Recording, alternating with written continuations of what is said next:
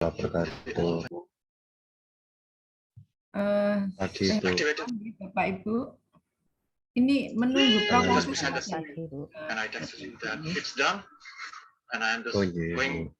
Mungkin tidak Bapak belum direkam. Ini karena apa makalah final ya, sehingga perlu kita menunggu proses ya supaya nanti bisa clear gitu. Nggih, ngaten nggih Bapak Ibu. Baik.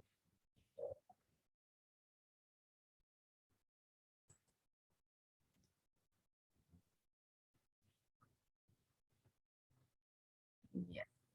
Ini sementara punya Pak Rifki ya yang saya lihat. Karena saya tertarik tadi dengan literasi sains yang sudah kita diskusikan minggu yang lalu. Ya. Jadi ini pedoman termasuk di sini rubrik penilaian dan pedoman penskoran itu kalau yang dipilih variabel yang diteliti di tesisnya nanti adalah pemecahan masalah, ya gunakan pemecahan masalah. Kalau di sini mencantumkan indikator literasi sains, ini kaitannya dikaitkan, ya harus ada dikaitkan dengan pemecahan masalah. Oh, tapi ini sudah ada ya rubrik penilaian dan pedoman penskorannya. Tidak ada jawab. Memahami masalah sudah ada ya. Cuma soalnya tadi ya belum memunculkan itu ya dari jawabannya. Soalnya mungkin Iya, kurang. merencanakan masalah ada, melakukannya ada ini modifikasi sudah ada. Cuma mungkin instrumennya ya Pak ya. Soalnya mungkin. Terima kasih, Bu. Kalau rubriknya sudah muncul ini, tidak ada melakukan penyelesaian, merencanakan, dan memahami. Ya baik. Ya, mungkin tinggal menyesuaikan supaya ya nanti jawaban siswa itu bisa kita ikuti berdasarkan indikator 3 tadi, merencanakan dan menyelesaikan masalah. Ini Prof. belum masuk ya? Assalamualaikum, sampun Bu Titin. Waalaikumsalam warahmatullahi wabarakatuh. Monggo lanjut, saya ikut Ini masih mendengarkan. ngobrol Prof. secara resmi. Ya, kita nunggu Prof. Monggo yang langsung presentasi nggih Prof. Nggih, monggo. Oh, belum presentasi Bu. Belum, masih ngobrol-ngobrol kita. Oh, nggih sampun monggo. Saya kira sudah memberikan masukan. Monggo. Nggih. Silakan Bu Endah ya untuk presentasi.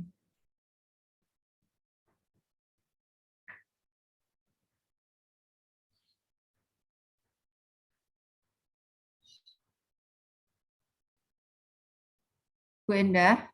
Oh ya, sudah. Ya, izin share screen. Ini Bu Rofi yang jadi presentasi tadi memang terkendala, tapi sudah bisa Bu Rofi.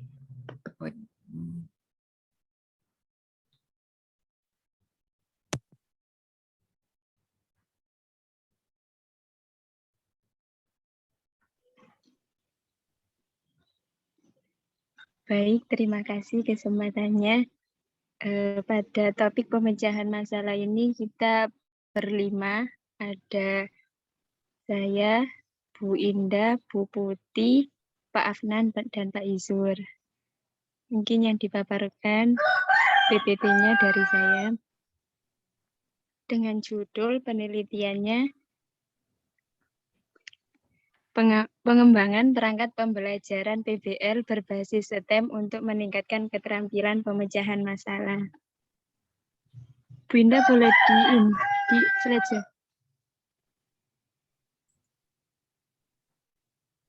Sudah di slideshow, apa belum terslideshow di sana? Kalau di device saya belum. Ya, belum slideshow. Apa sudah terlihat slideshow? Sudah. Okay. Next.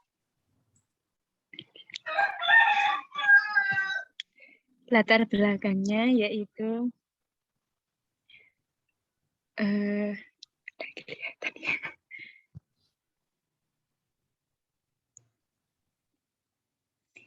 saat ini kita memasuki pada abad 21, di mana pada abad 21 ini ada keterampilan yang dikembangkan, yaitu terdiri dari critical thinking, communication, collaboration, dan creativity.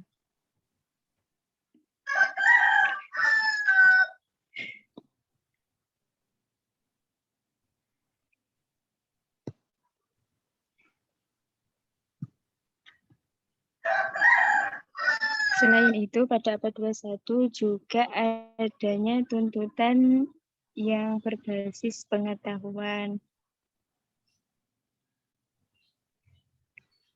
di mana penilaiannya juga yang dikembangkan adalah 3 aspek, kognitif, psikomotor, dan afektif.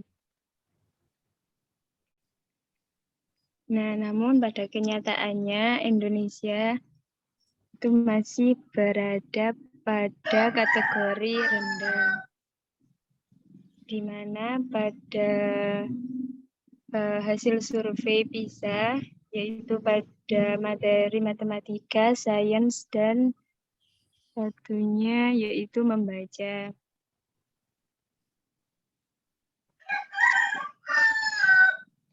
Sehingga pemerintah berdasarkan hasil evaluasi itu mencetuskan kurikulum 2013, di mana pada kurikulum 13 dikaitkan dengan abad 21 juga topik permasalahannya ada 4C itu tadi, namun yang mau diteliti yaitu pada problem solving-nya. Next.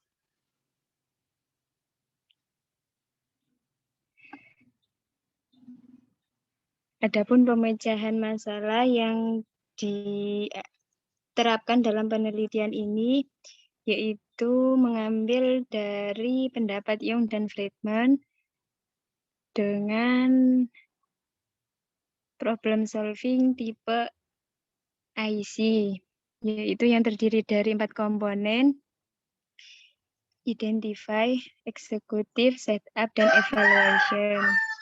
Mengidentifikasi masalah dan konsep fisika yang relevan, kemudian merencanakan penyelesaian, menerapkan dan mengembangkan rencana penyelesaian, yang terakhir mengevaluasi penyelesaian masalah.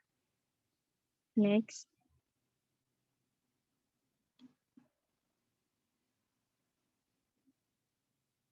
Adapun topik yang diambil yaitu pada materi fluida dinamis. Berdasarkan penelitian sebelumnya bahwa pemahaman peserta didik pada materi fluida dinamis masih sebatas persamaan tanpa memahami makna fisik, sehingga ini akan menjadi kendala peserta didik dalam menerapkan persamaan untuk menyelesaikan masalah. Kemudian ditunjang dengan penelitian Makrofi yang menyatakan bahwa keterampilan pemecahan masalah pada materi fluida dinamis masih rendah, sehingga ditawarkan solusi yaitu dengan mengembangkan perangkat pembelajaran model PBL berbasis STEM. Adapun variabel penelitiannya yaitu dengan memanipulasi kelas, yaitu kelasnya adalah kelas replikasi menggunakan metode PBL berbasis STEM. Kemudian yang dikontrol adalah materi fluida dan pengajarnya. Kemudian respon dari penelitiannya yaitu keterampilan pemecahan masalah. Next. Adapun kajian teorinya yaitu terdiri dari 3 poin utama. Yang pertama yaitu problem solving, di mana pada ke-13 pembelajaran berbasis masalah dan peserta didik mampu menyelesaikan masalah yang berkaitan dengan kehidupan sehari-hari. Itu pada kurikulum 2013, sehingga Dibentuklah solusi dengan model PBL, di mana PBL ini melibatkan pemecahan masalah yang terkolerasi dengan kognitif peserta didik. Kemudian pendekatannya yaitu STEM, di mana menurut Beaver, Ignover, dan Pullman yang menyatakan bahwa pembelajaran dengan pendekatan STEM, keterampilan dan pengetahuan yang dipelajari bersamaan oleh peserta didik.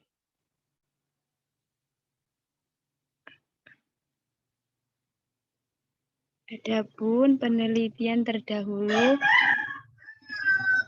yaitu yang pertama dari penelitian Nina Fauzia pada tahun 2021 dengan judul Kemampuan Pemecahan Masalah Matematis Siswa Melalui Pendekatan STEM Berbasis PBL menunjukkan bahwa penerapan pendekatan STEM berbasis PBL dapat meningkatkan kemampuan pemecahan masalah matematis siswa kelas 10 Multimedia 1 SMK Muhammadiyah Kota Tegal.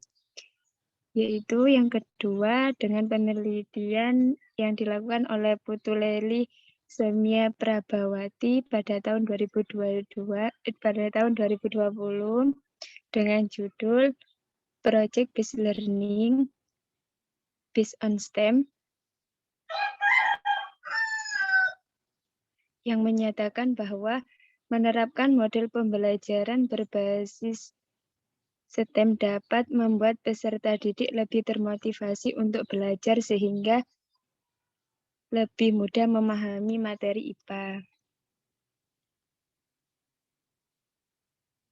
Next.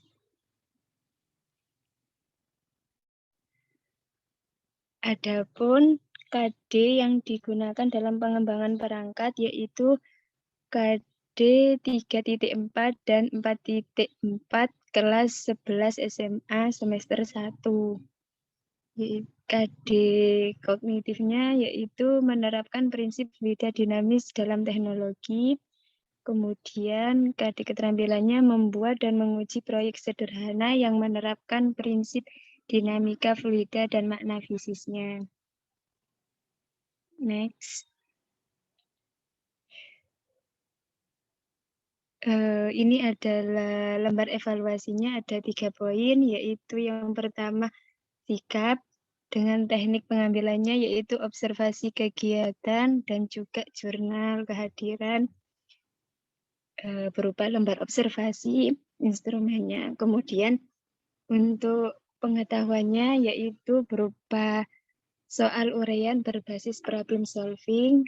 Yang ketiga yaitu keterampilan dengan tekniknya LKPD berbasis proyek.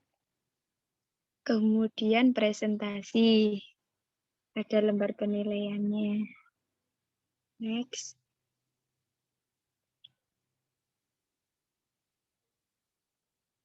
Ini adalah salah satu contoh untuk instrumen kognitif. Di situ ada soal yang dikaitkan dengan kehidupan sehari-hari, yaitu seorang anak diperintahkan ibunya untuk mencuci piring. Anak tersebut menggunakan keran air yang diameter ujungnya 1,2.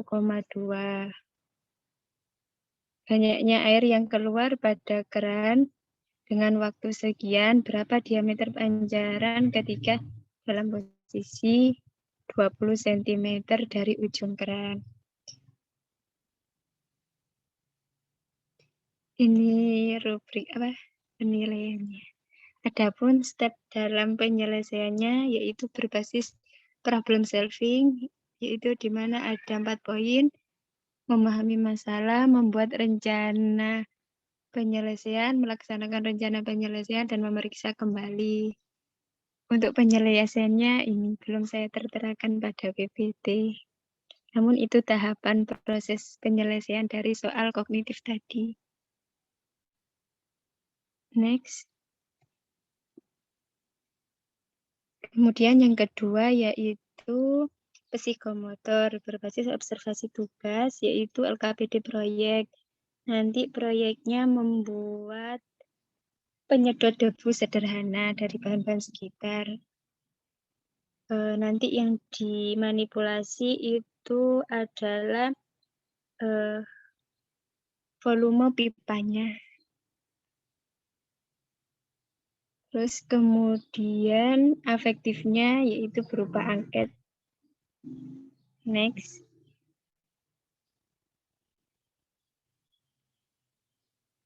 Ini adalah untuk psikomotor pada KD 4 membuat dan menguji proyek sederhana yang menerapkan prinsip dinamika dengan indikatornya yang pertama mengidentifikasi permasalahan terkait fluida, nanti ditampilin video atau siswa mengamati sekitarnya di rumahnya kayak gitu, terus rumah yang banyak debu, nanti ada yang batuk. Kemudian merencanakan pemecahan masalah berupa proyek sederhana, membuat proyek sederhana berupa penyedot debu, menguji penyedot debu, mengkomunikasikan penyedot debu depan kelas. Next.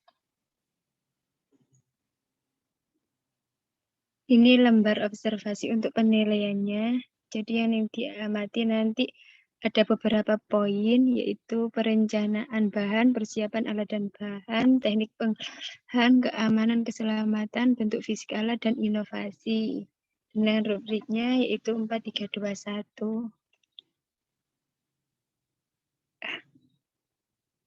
Ini contohnya ketika dia mendapatkan poin 4321. Ini tidak bisa di-copy, akhirnya di-screenshot, cuma tidak semuanya. Yang pertama yaitu terkait perencanaan bahan, itu jika dia mampu merencanakan bahan yang dibutuhkan dengan lengkap dan sesuai yang dibutuhkan, poinnya 4. Namun jika tidak mampu merencanakan bahan yang dibutuhkan, itu poinnya 1. Begitu seterusnya. Next. Ini untuk afektifnya. Bukan. Iya benar ya. Jadi ini untuk afektifnya, itu keaktifan, kerjasama, dan presentasi dengan rubriknya menggunakan skor 4321 pakai skala Likert.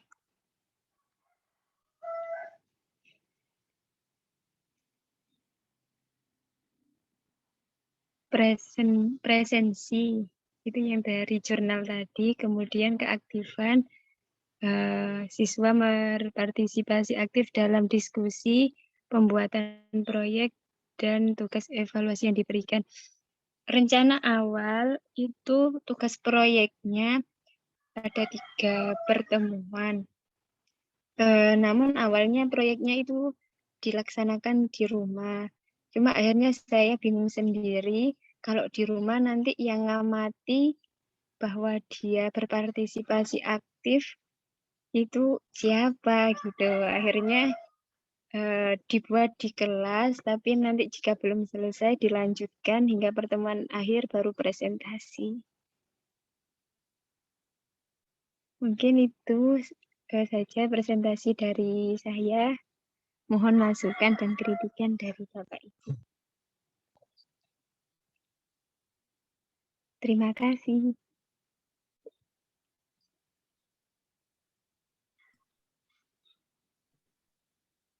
Monggo berapa sis? Apa? Biasanya ada bagaimana? Yang lain juga nggih. Yang lain kalau ada komentar saja dulu. Mungkin ngapunten karena waktunya nih. Teman-teman pembandingnya itu jika ada komentar atau masukan terkait yang berbeda dengan Anda silahkan ditambahkan dulu baru nanti kita. Itu gitu. Nggih, nggih. Pendek-pendek mawon. Monggo Mbak Mas Rizky, Mbak Mas Isur ya, Mbak Bu Indah dan Bu Putih Sari ya. Iya Bapak. Ada? Saya izin menambahkan, kalau untuk punya saya sendiri indikatornya itu berbeda dengan punyanya Bu Rofi. Jadi saya menggunakan indikator pemecahan masalah fisika dari Heller. Kalau Bu Rofi kan tadi yang end treatment, mirip sama punyanya Polya.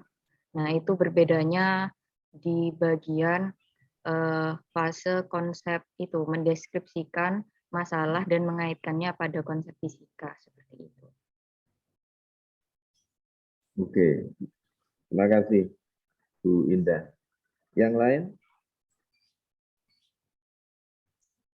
Izin bertanya, Prof. Oke, lo kok bertanya? Ya, silakan. Saya Apa, soalnya Pak? kan bukan orang bukan non-dik ya. Gimana ya? Saya kan non-dik. Ini kan belum tahu gitu loh, Prof. Ini mau Iya, tanya, kalau misalnya tadi kan Bu Rofi kan bingung bagaimana mengetahui siswa itu aktif melakukan kegiatan kalau misalnya pembelajaran dari rumah. iya. Nah, itu gimana, Prof, menyiasatinya, Prof? Oke, nanti di belakang aja ya, Mas Yusuf ya. J, siap. Kalau idenya Pak Izur, diapakan? Kalau saya sendiri malah kepikiran membuat video, Prof. Jadi siswanya yang membuat, ya. Oke, oke. Terima kasih, Pak Izur.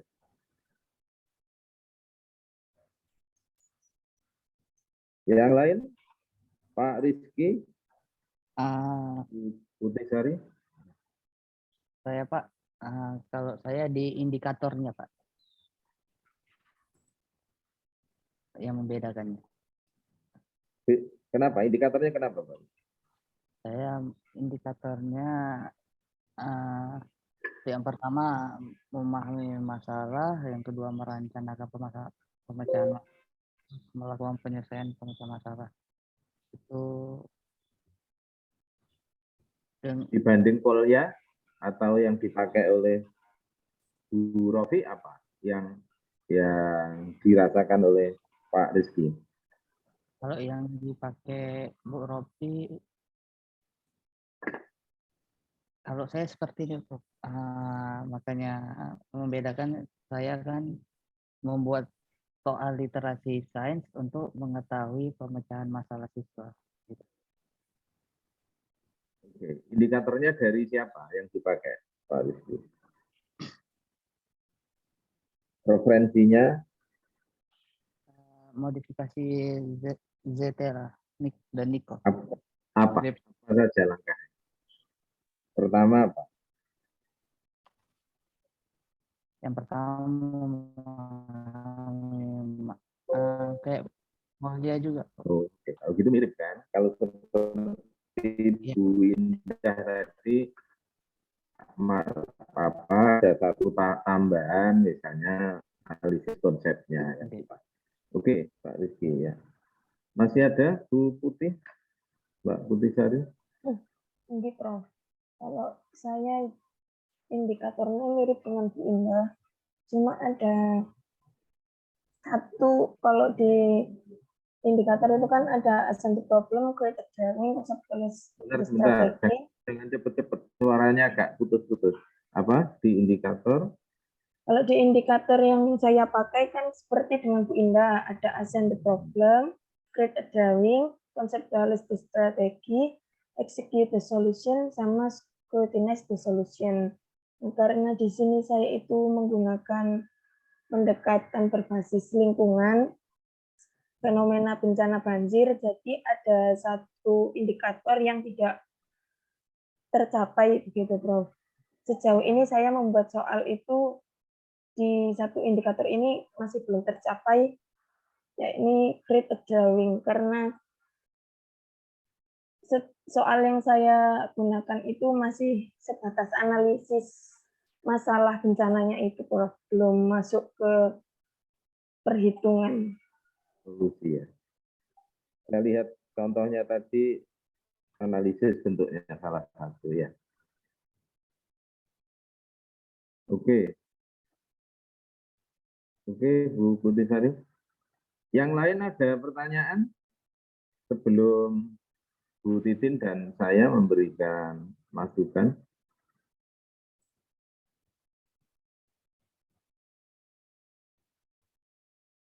PPT-nya teman-teman kan sudah dibagi semua. Saya, Sehingga Prof. bisa Oke, silakan. Ya, izin bertanya, Prof. Mohon maaf kalau ini pertanyaan tidak terlalu terkait dengan presentasinya tentang Bu Rofi tadi. Yang saya ingin tanyakan yaitu bagaimana cara memvalidasi instrumen apabila instrumennya tersebut campuran antara pilihan ganda dan uraian, Prof. Gitu, Saya Prof. ulangi. Bagaimana Cara validasi menggunakan statistika apabila model soalnya itu pilihan ganda dan uraian. Thank you, Prof. Oke, terima kasih. Thank you.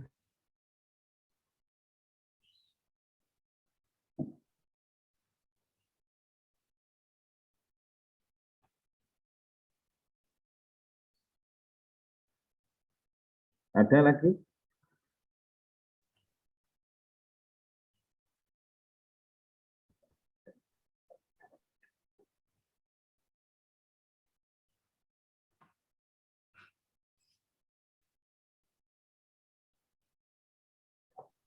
Kalau tidak ada, Bu Titin dulu atau saya? Bu Titin, ngapunten. Sepertinya Prof. Asis dulu ya. Nanti khawatir waktu. Garis bawah. Tidak menambah menggaris karena waktunya Prof. Asis mungkin lebih. Oh, gitu pun. Oke, saya mulai nanti mungkin di beberapa tempat kalau ya kurang pas nanti Bu Titin menambahkan. Yang pertama gini, gitu. Assalamualaikum warahmatullahi wabarakatuh. Ngapunten ya sampai. Kita dalam suasana sawal saya mohon maaf. Biasanya saya ke kampus itu setelah kuliah, Bu Titin. Iya. Jadi setelah kuliah baru berangkat. Karena hari pertama enggak enak. Saya berangkat pagi tapi ternyata enggak bisa, jam 6 belum bisa berangkat tadi. Akhirnya terlambat. Kita tadi rasa-rasan Prof. Asis. Drivernya Prof. Asis gimana? Enggak dimanfaatkan. Pak Semuanya gitu. Jadi yang pertama begini, untuk 5 ya ini 1, 2, 3, 4, 5 orang yang mengambil judul pemecahan masalah. Gitu. Yang pertama harus dipegang karakteristik dari masalah itu adalah ada gap, harus ada gap. Jadi gap itu berarti perbedaan atau kesenjangan gitu ya antara harapan dengan kenyataan. Jadi ada sesuatu gitu. Biasanya terpeleset ke soal. Nah, soal itu kan ada gapnya juga. Gitu. Artinya ada diketahui, ada pertanyaan, gitu. Ada yang harus dijawab.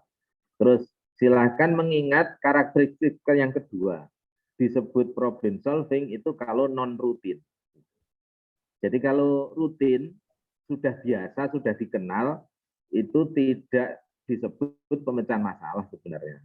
Karena sesuatu yang akan dipecahkan itu polanya sudah diketahui dengan pasti, sehingga tinggal mengulang. Sama dengan kita kalau dalam kehidupan sehari-hari itu kita sebut masalah itu ketika masalah itu muncul pertama, terus memaksa kita mikir, gitu, analisis.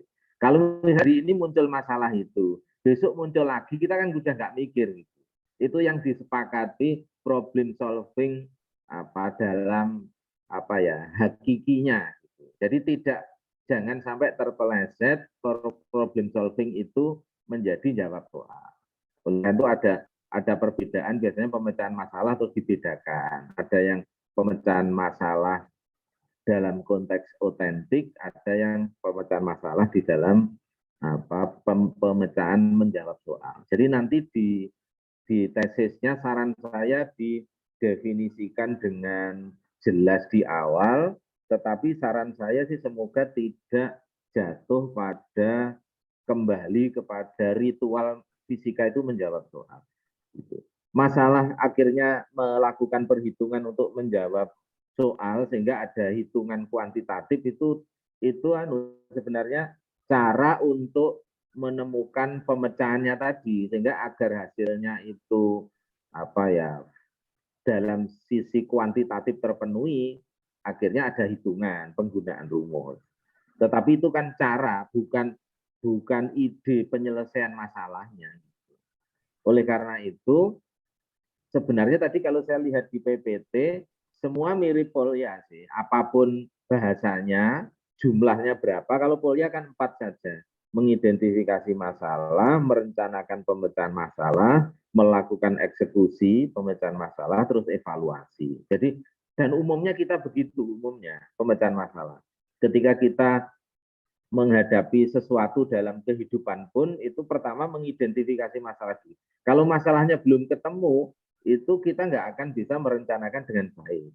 Jangan-jangan yang kita pecahkan bukan akar masalahnya, karena kita belum menemukan gap-nya. Termasuk kalau jawab soal juga begitu sih, tetapi yang disebut non rutin itu ketika belum pernah ditemui. Kalau sudah pernah ditemui terus tinggal mengulangi, itu namanya permasalahan rutin. Itu sih tidak yang bukan yang diharapkan kita tumbuhkan di dalam kelas sebenarnya. Karena kalau hanya seperti itu nanti menjadi rutinitas menjawab soal, itu pembelajaran dan pemecahan masalah fisika menjadi tidak otentik, gitu, menjadi artificial, gitu. Dan kadang-kadang akhirnya yang penting menghafalkan rumus, tetapi ketika hafal rumus pun belum tentu bisa menggunakan untuk pemecahan masalah. Nah, titipan pertama berarti apapun teori, kajian teori yang diaju Bapak Ibu berlima, maka konseptual pemecahan masalah harus terpegang dulu. Jangan sampai tersimplifikasi menjadi jawab soal. Kalau memang akhirnya pilihan Bapak Ibu itu jawab soal saja, gitu, assessment-nya hanya menjawab soal terus ketemu nilai, gitu, itu definisikan di depan, biar nanti ketika ujian tidak menjadikan masalah. Karena tetapi pilihan itu tetap mengurangi. Gitu. Oleh karena itu bagaimana? Saran saya mungkin penilaiannya tidak menggunakan satu metode, tidak hanya tes tulis. Gitu. Tes tulis itu salah satu instrumen penilaian untuk mengetahui kemampuan memecahkan masalah memang dalam kondisi misalnya harus dalam waktu bersamaan. Tetapi saran saya, karena Bapak Ibu tadi misalnya Mas Rizky itu literasi sains dengan pemecahan masalah, Mas Isur itu alat peraga dengan pemecahan masalah, Bu Robi itu PBL STEM dengan pemecahan masalah, kemudian Bu Indah PBL, kemudian prototype passive host, ini yang tadi saya cari di PPT-nya mungkin karena tidak berkaitan dengan assessment, saya sepintas kok belum menemukan, tapi itu apa yang dimaksud itu maksud saya. Kemudian dikaitkan dengan pemecahan masalah. Kemudian Mbak Putih Sari PBL berbasis environmental learning atau SDGs ya, muaranya ke sana dengan pemecahan masalah. Titipan saya begini, jangan sampai di pembelajarannya itu ditumbuhkan dengan baik literasi sainsnya, alat peraga, STEM, kemudian prototype passive host, kemudian environmental learning atau SDGs-nya, tetapi ukurnya kemampuan pemecahan masalah terus tersederhanakan lagi jawab soal gitu loh. Nah itu saran saya ada penilaian proses pemecahan masalah di pembelajaran gitu. Dan itu yang diberi porsi banyak di pembelajaran saat ini. Jadi memang loh Pak apa boleh wong masih belajar kok dilakukan penilaian. Saya sendiri tidak setuju ketika misalnya LKS dijadikan instrumen penilaian tetapi tanpa proses pembelajaran dulu, tidak boleh. Jadi misalnya membuat LKS berbasis literasi sains atau STEM misalnya, terus siswa tidak dibelajarkan dulu, tapi LKS itu langsung menjadi instrumen penilaian, tidak setuju saya. Maka LKS-nya harus lebih dari satu. Pertama sekali ya untuk membelajarkan. Jadi bahwa STEM itu begini, langkah-langkahnya begini, apabila STEM digunakan dengan baik, nanti punya keterampilan pemecahan masalah seperti ini gitu. Itu dibelajarkan dulu. Tapi di proses berikutnya jangan selalu dikawal gitu. Buat lagi LKS sejenis dengan permasalahan berbeda, terus siswa melakukan sendiri. Nah, saat itu sudah boleh kita melaksanakan assessment proses. Jangan ditunggu prosesnya biar belajar sendiri, tidak dibimbing dengan baik, terus nanti penilaiannya menggunakan tes tulis, malah tidak tercapai menurut saya. Oleh karena itu, kalau memang kondisi ada ada post test dalam bentuk tes tulis dipersilahkan, tetapi jangan melupakan penilaian proses. Assessment for learning-nya itu malah lebih penting. Assessment of learning-nya sedikit saja porsinya. Jadi tes tulis dalam bentuk paper and-pens test itu silahkan tetap dilakukan bentuk tes tulis kalau itu diperlukan. Tetapi porsi melaksanakan penilaian proses apalagi berkaitan dengan variabel lain yang Bapak Ibu pilih di pembelajaran itu harus kuat. Malah pertanyaan saya berikutnya, jangan sampai itu instrumen penilaian keterampilan pemecahan masalah kelima orang ini itu sama saja, mirip-mirip saja. Nggak ada bedanya yang dibelajarkan dengan literasi sains, dengan alat peraga, itu tidak membekas di keterampilan pemecahan masalah. Sayang menurut saya. Jadi keterampilan pemecahan masalah yang tahapannya mungkin ada juga menggunakan berbeda-beda, itu diwarnai oleh pilihan model pembelajaran yang dipilih menurut saya. Jadi kalau di alat peraga tadi kok dianggap penting itu apa sumbangan alat peraga dalam keterampilan pemecahan masalah. Bayangan saya kan, Pak, biasanya orang memecahkan masalah itu selalu membutuhkan alat yang sudah diciptakan orang lain. Nah, saya itu ingin memberikan bekal, itu kepercayaan diri bahwa kita itu dengan alat di sekitar kita itu bisa memecahkan masalah, kayak gitu. Maka anak itu saya bekali dulu membuat alat peraga dengan bahan di sekitarnya untuk memecahkan masalah. Sehingga beda loh, mohon maaf. Misalnya Anda yang lahir dari misalnya kondisi ada keterbatasan dengan keluarga yang selalu dipenuhi. Orang yang selalu dipenuhi kebutuhan, itu kalau ketemu masalah pasti memikirkan alat untuk memecahkan masalahnya itu sudah ada. Tinggal pakai, tinggal. Tapi kalau yang tidak, itu mungkin enggak biasa berpikir. Jadi santai saja, tenang saja menghadapi kehidupan. Pasti nanti ada alat yang bisa saya gunakan. Nah itu kan penting sekali misalnya begitu. Jadi saya tidak tahu rasional Bapak Ibu milih literasi sains, alat peraga, STEM, prototipasi, dan seterusnya, SDGs, berbasis lingkungan itu semua pasti penting, saya yakin dan saya setuju. Kalau misalnya orang tidak memperhatikan lingkungan, nanti ketika memecahkan masalah juga kembali tidak artinya memikirkan solusi, tetapi menimbulkan masalah lagi di lingkungan, kan bisa begitu. Sehingga itu menjadi penting. Sehingga saran saya, karakteristik permasalahan yang akan dipecahkan oleh siswa Bapak Ibu itu diwarnai oleh pilihan model pembelajaran yang Bapak Ibu pilih. Itu saran saya, dan saya karena belum melihat instrumennya itu belum, mungkin saya salah menangkap itu. Oleh karena itu komentar saya di terakhir, saya coba melihat beberapa instrumen yang Bapak Ibu sudah tuliskan di PPT. Yang pertama untuk Mas Rizky, Bu Titin tadi sudah berkomentar, saya sempat mengikuti tadi karena beliau juga concernnya di literasi sains. Jangan sampai keliru subjek fokus perhatian. Bapak Ibu kan fokusnya pemecahan masalah, bukan literasi sains. Sehingga mungkin berbeda dengan penelitian yang hanya mengukur literasi sains. Berarti harus menemukan, misalnya literasi sains itu secara konseptual indikatornya apa. Lah itu Bapak Ibu Pak Mas Rizky merger ya, dikawinkan dengan tetap pemecahan masalah yang penting. Itu kalau pakai polnya ya 4 tahap itu yang harus dikuasai.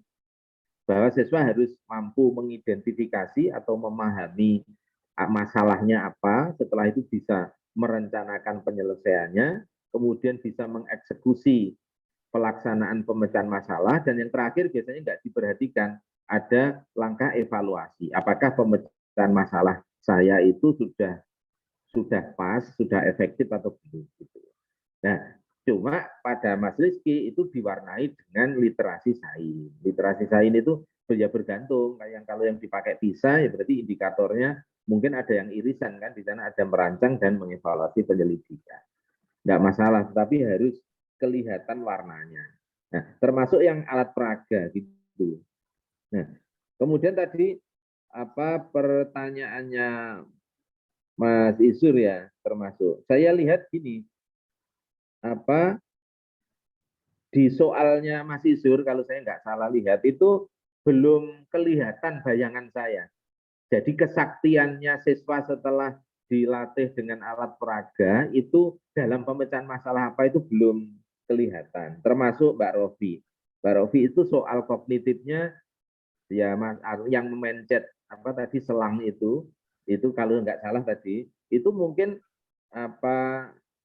menjadi rutin karena soalnya seperti itu kalau bayangan saya. Jadi memang harus karena memilih pemecahan masalah ya harus mencari fenomena yang tidak rutin. Tidak rutin itu belum banyak ditemui. Sehingga yang tadi sudah memilih misalnya Mbak Indah itu sudah bagus konteksnya. Dan merancang penyelidikan, tetapi saya baca ternyata membuat termometer sederhana. Nah, termometer sederhana itu juga sudah sesuatu yang sering dibelajarkan. Khawatir saya nanti jawabannya juga ide-ide yang sudah ada di buku, misalnya begitu.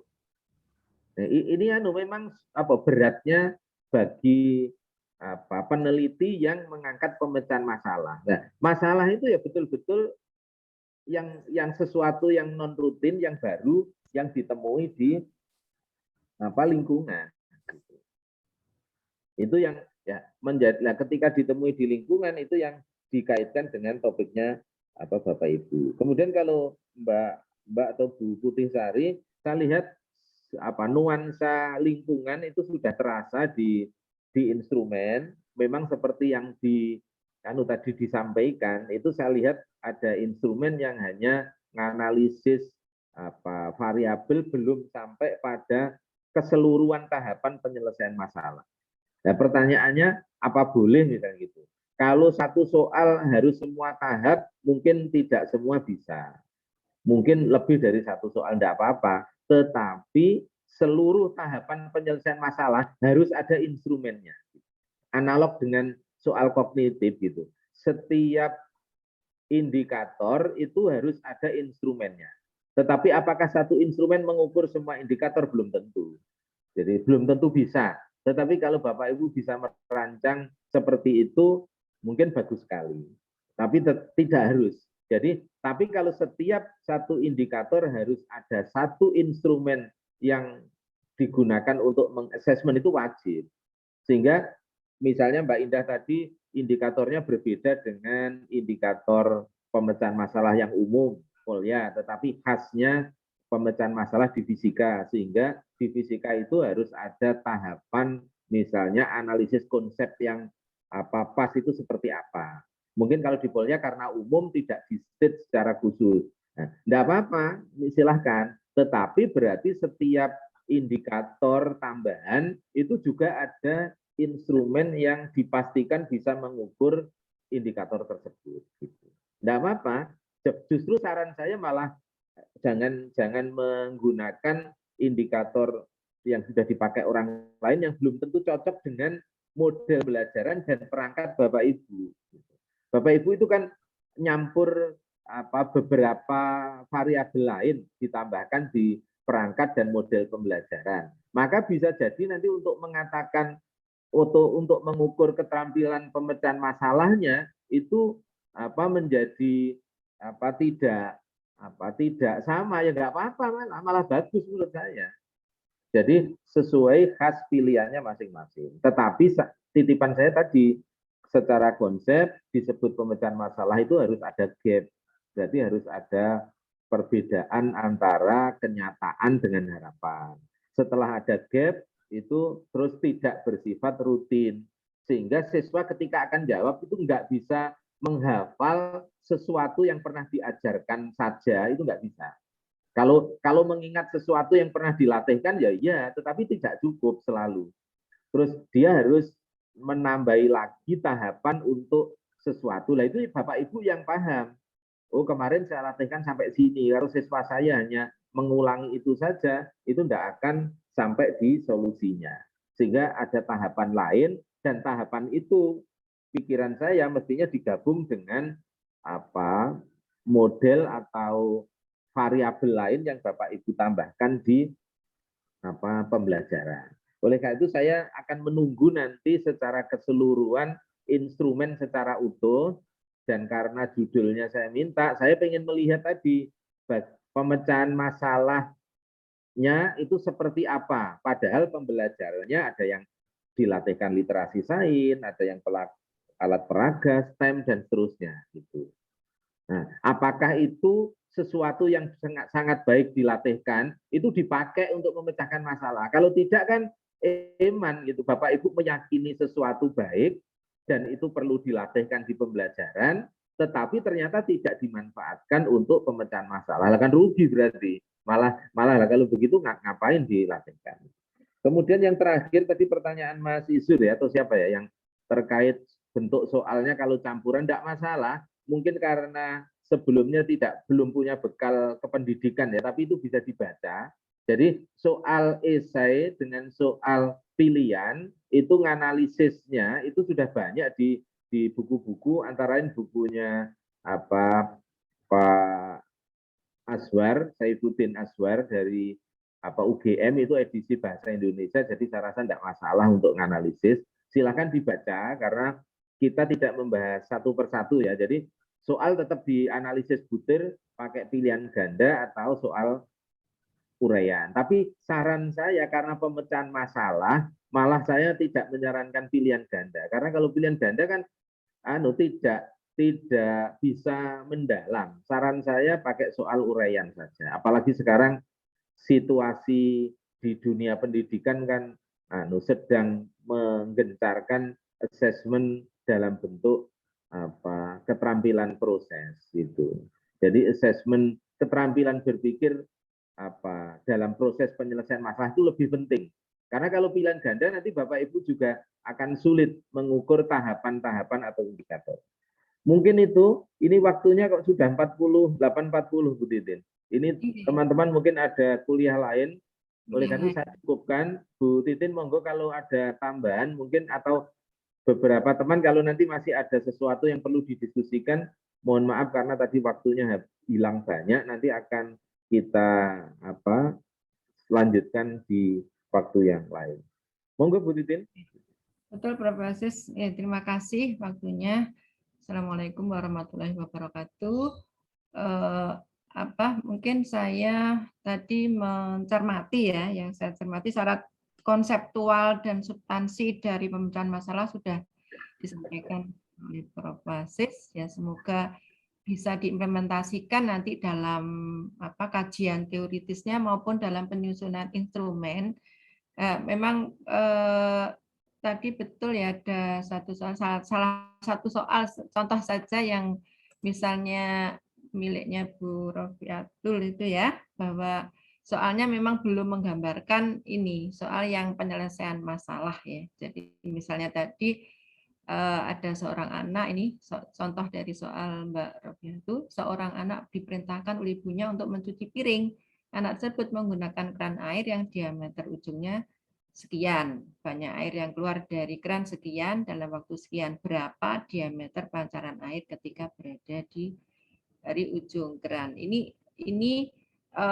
salah satu contoh soal yang disampaikan di sini, belum nampak ya permasalahannya yang non rutin itu apa ya. Jadi misalnya dikaitkan dengan kebutuhan kebutuhan dalam rumah ibu ini yang mungkin memiliki sumber daya air yang terbatas, dia harus mengeluarkan debit airnya, juga mengatur penggunaan air sehingga hemat, sehingga kerannya tidak begitu boros ya, mengeluarkan air, debitnya nggak terlalu banyak untuk mencuci piring gitu. Maka apa solusinya misalnya ya, solusi baik dalam bentuk konstruksi kran atau diameter kran dan cara meletakkan misalnya, atau cara mengkonstruksi kran air di dapur misalnya, itu kan muncul ya, sebenarnya muncul permasalahan non rutin ya, karena khusus pada ibu yang memiliki permasalahan. Nah, ini belum muncul ya. Ini salah satu contoh saja. Jadi itu barangkali yang perlu dicermati oleh Bapak Ibu terkait dengan instrumen tes pemecahan masalah dan juga yang lain-lain. Karena ini kan terkait dengan STEM ya, barangkali bisa dikaitkan dengan teknologi misalnya, atau environment di lingkungan di tempat ibu itu berada. Ya, seperti itu mungkin itu Prof. Aziz. Kemudian untuk Pak Isur yang tadi menyampaikan bahwa latar belakangnya bukan dari pendidikan ya Pak Isur. Iya, Bu.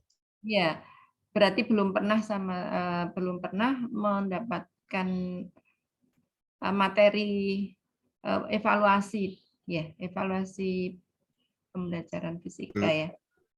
Belum pernah, Bu. Ya memang harus membaca dari awal ya, mungkin mulai dari kemarin sudah kita review penilaian kognitif, afektif, dan psikomotor, juga cara memvalidasinya ya. Jadi validasi, ada tahapan validasi ahli, ada validasi secara empiris dengan menggunakan aplikasi, ada Anates, ada SPSS ya, dan juga bisa digunakan Excel. Itu bisa berdiskusi dengan Bapak Ibu yang lain atau membaca ya, untuk menyamakan